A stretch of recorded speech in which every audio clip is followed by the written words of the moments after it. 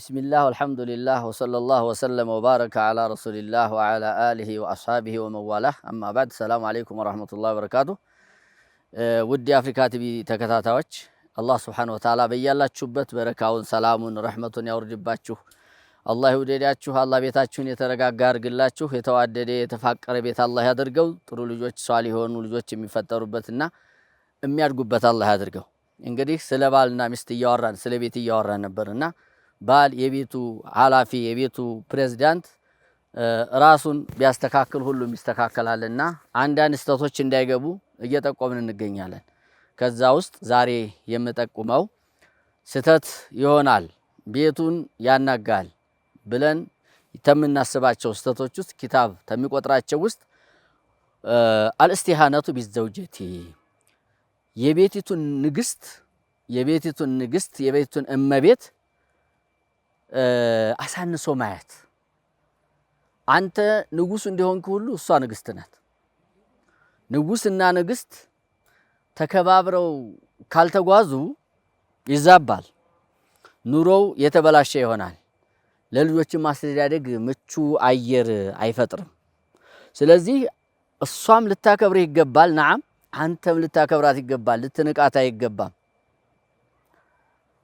ምንም ስታወራ የሷን ወሬ አለመቁጠር የሆነ ሐሳብ ላይ እሷን እንድትገባ አለመፈለግ ሐሳብ ስታቀርብ ሐሳቧን ሙሉ በሙሉ አለመስማት ቢያንስ ያቀረበችውን ሐሳብ እንኳን አይተህ ጥሩ ነው አይደለም ብለህ ገምግመህ እንኳን አይ ሐቢበቲ ይሄ እንዲህ ስለሆነ ያቀረብሽው ሐሳብ ጥሩ አይደለም ብሎ ማሳመን ሲገባ የታቂያለሽ ደሞ አንቺ ዝምን አገባሽ የሚባል የድሮ የጃሂልያን ተግባር መድገም ባል ዘንድ ከሚስቱ ጋር በተያያዘ ሁኔታ በጣም የተሳሳተ ሁኔታ ነው ይሄ ሊሆን አይገባም ومن صور الاستهانة بالزوجة أن يحقرها بين أبنائها ሚስቱን ተመናቅ ወይም ሚስቱን ተማሳነስ አይነቶች ውስጥ አንዱ ምን እንደው ታውቃላችሁ أيها الأزواج ልጆቿ መካከል ንቄትን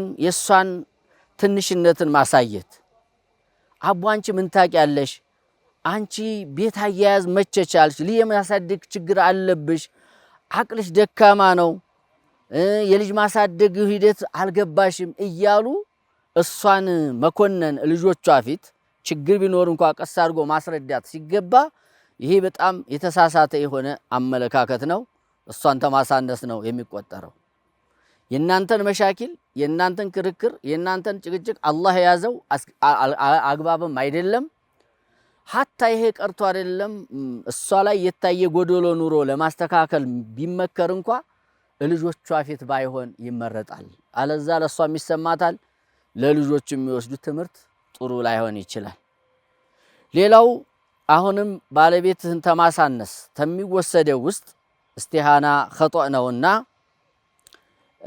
የሷን ቤተሰቦች መውቀስና ማውገዝ በመጥፎ ማንሳት ደሞ ያንቺ ቤተሰቦች ምን አርገውልሽ መቼ በጥሩ አሳደጉሽ እያሉ የሷን ቤተሰብ የሷን እናት አባት ወንድም እህቶች አጎቶች አክስቶች ሊሆን ይችላል በመጥፎ ማንሳት እሷን ተማሳነስ ነው የሚቆጠረው ምንም ጥሩ ስሜት አይሰማትም አንተ ዘንድ ክብር አለይ ብላ አትወስድልህምና እዚህም ጋር ስተት እንዳይፈጠር ጥንቃቄ አድርግ እሷን ተማሳነስ ይቆጠራል የሷ ቤተሰብ ማለት ያንተ ቤተሰቦች ናቸው የልጆችህ አያቶች ናቸው አይደል እንዴ የልጆችህ አያቶች ናቸው በአንዳንዱ ሀገር ቋንቋ ልናገረውና አካከየና አከዮች ናቸው በአንዳንድ ሀገር ቋንቋ እንደወረባቦ ባለው ወስደው እንደዚህ እኮ ናቸው እንዲሁም የልጆች አክስት የልጆች አጎት እኮ ናቸው ስለዚህ እነሱም መውቀስ ማለት አንተ ራስህ ማውገዝ ነው ልጆች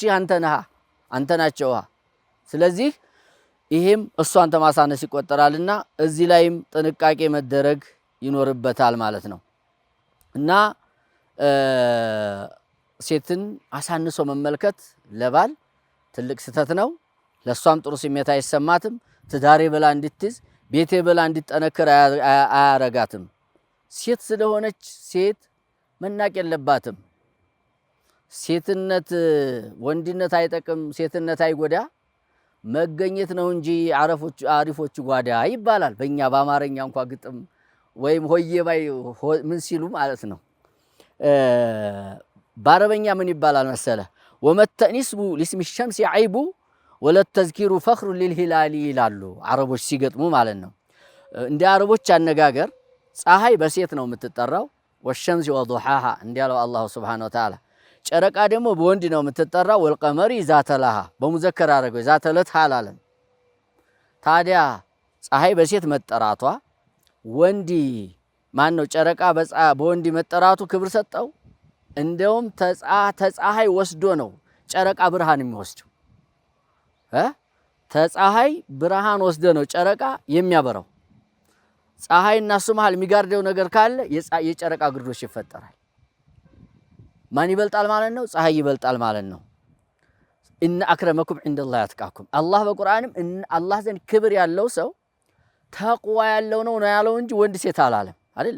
ወመን የዕመል ሚነ ሷሊሃቲ ሚን ዘከሪን አው ኡንሳ ወሁወ ሙእሚን። ይቺ ሴት አላህ ዘንድ ትልቅ ልኮን ትችላለች። ይቺ አንተ ያስካት አብረህ ስለኖርክ የናቅካት ባለቤትህ አላህ ዘንድ ክብር ያላት ደረጃ ያላት ልኮን ትችላለችና ሴት ስለሆነች ምን ታመጣለይ ብለህ ልትንቃት አይገባም። ሩበማ ካንተ በላይ ባስተያየትም በኩል በምታመጣው ሐሳብም ቢሆን ካንተ በላይ ልትሆን ትችላለች። አንድ ቂሷ አነሳለሁ እዚህ ጋር እንኳን አይደለም አንተ ተራሰው እኔ ተራሰው ነብዩ እንኳን አለይሂ ሰላቱ ወሰላም ወህይ የሚወርድበትን ታላቅ ነብይ ባለቤቱ ሐሳብ አቅርባ ውጤታማ የተሆነበት ክስተት አለ፣ ታሪክ አለ። እሱም መቼ ነው? ነብዩ አለይሂ ሰላቱ ወሰላም ተመዲና የስድስተኛው ዓመት ተህጅራ አቆጣጠር ስድስተኛው ዓመት ላይ 1400 ሷሃባ አስከትለው ዑምራ ለማድረግ ወደ መካ ያቀናሉ። ሁዴቢያ የሚባለው ቦታ ላይ ሲደርስ ካፊሮቹ አናስገባም ብለው ያግዳሉ። ነብዩ አለይሂ ሰላቱ ወሰላም እዛ ለተወሰነ ጊዜ በድርድር ቆይተዋል። ዑስማን ኢብኑ አፋንም ወደ መካ ልከው ለዑምራ እንጂ እንዲያልመጡ እንዲያሳምኑ ሁሉ አድርገው ነበረ። መጨረሻ ላይ ታሪኩ ረጅም ነውና ድርድሩ ተካሂዶ ስምምነት ከተፈጠረ በኋላ በጣም የሚገርም ስምምነት ነው። ለኛ ለሙስሊሞች አስተማሪ የሆነ ስምምነት ነው የተደረገው። ነብዩ አለይሂ ሰላቱ ወሰላም ያን ስምምነት ታጸደቁ በኋላ ለዘንድሮ ተስምምነት ውስጥ ዑምራ ሰርተው ላይ ሄዱ ሊመለሱ ነው። ታዲያስ ቀጣይ ዓመት ነው እንጂ ዘንድሮ ድንገት መጥቶ መሐመድ በተጽዕኖ ዑምራ አድርጎባቸው ሄደ ተብሎ አረቡ ላይ ሊወራብን አይገባም አሉ። መቼም ሙስሊም ያልሆነ ሰው የክብሩ ነገር ነው የሚያስጨንቀው፣ ነን ሙስሊም እንደዛ ያስጨንቀዋልና ይህን ሲሉ ነብዩ አለይሂ ሰላቱ ወሰላም መርሐባ ብለው ተቀበሉ። ቀጣይ ዓመትም ይደርሳል። የሚገርም ሆኖ ያም ዑምራ ግን ዑምራ ተብሎ ተቆጥሯል ቢመለሱም ማለት ነው። በዛን ሰዓት ነብዩ አለይሂ ሰላቱ ወሰላም ምን አደረጉ? ሊፈቱ ሷሃቦችን በሉ ተዑምራችን እንፈታ፣ ተላጩና ግመሎቻችሁን ረዱና ወደ ሀገራችን እንመለስ ሲሉ ሷሃቦቹ ረዲየላሁ ተዓላ አንሁም ከበድ ሲላቸው በጣም ነብዩ ሰለላሁ ዐለይሂ ወሰለም ደጋግመው ቢያዙም ዋጅብ አልመሰላቸውምና ወደ ቤታቸው ወደ ድንኳናቸው ሙሰለማ ወዳለችበት ባለቤታቸው ወዳለችበት ቦታ ሄዱ። ሂደው በጣም ከፍቷቸው ተቆጥተው ስታይ ምን ሆንኩብኝ አለቻቸው። እንዲህ ነው ብለው ሲነግሯት በቃ እኔም የኔን ስሙና የኔን ሐሳብ ውጤታማ ትሆናለሁ ምን ላድርግ አሏት። ውጭና እንዳለ ውጡና ግመላቸውን ረዱ፣ ራሳቸውን ተላጩ፣ ያኔ ተስፋ ይቆርጣሉ እነሱም ያደርጉታል ሲሉ ነብዩ አለይሂ ሰላቱ ወሰላም ወጣሉና ግመላቸውን አረዱ፣ ራሳቸውን ሲላጩ ያ ሁሉ ሱሐባ በአጠቃላይ ሁሉም እርስ በርስ በመለጫጨት ግመሉን በማረድ ተጋፉ ይላል። አየው ውጤታማ ሆኑ፣ በሰላም ያለ ቅሬታ ያለ ምንም ችግር ተመለሱ ነብዩ አለይሂ ሰላቱ ወሰላም ወደ መካና ወደ መዲና ማለት ነው። ስለዚህ ይሄው ነብዩ አለይሂ ሰላቱ ወሰላም ባለቤታቸውን አማከሩ፣ የባለቤታቸውን ምክር ሰሙ፣ በጉዳዩም ላይ ውጤታማ ሆኑና ይህንን ጉዳይ በዚህ ልክ እንድትመለከቱት ሴት ምንም ሐሳብ የላትም፣ ምንም እሷ የምታመጣው መላ የላትም ማለት የለብንም። አይተነው ሰምተነው ችግር ካለው ቢጠና እናሳምናለን፣ ካልሆነ እንቀበልና ተግባር ላይ እናውላለን። ነብዩ አለይሂ ሰላም ይህን ጉዳይ በተግባር አውለውታል የሚል ነው። እንግዲህ እኔንም እናንተን አላሁ ሱብሓነሁ ወተዓላ የጣለብንን ግዴታ ምን ወጣላህ አድርገን በሚስቶቻችን ዙሪያ የጣለብን ግዴታ አለ፣ እንድናከብራቸው እንድንወዳቸው ጥሎብናል። ይህንን ኃላፊነትና እንወጣ፣ ቤቱም የሰመረ እንዲሆን ጀነትም እንድንገባ ተሐቃቸውም እንድንጠበቅ የሚል ነው። የዛሬ መልእክቴ ነው። እንግዲህ እኔንም እናንተን አላህ ይውደደን። ወላሁ አዕለም ወቢላሂ ተውፊቅ። ወሰላሙ አለይኩም ወራህመቱላሂ ወበረካቱ።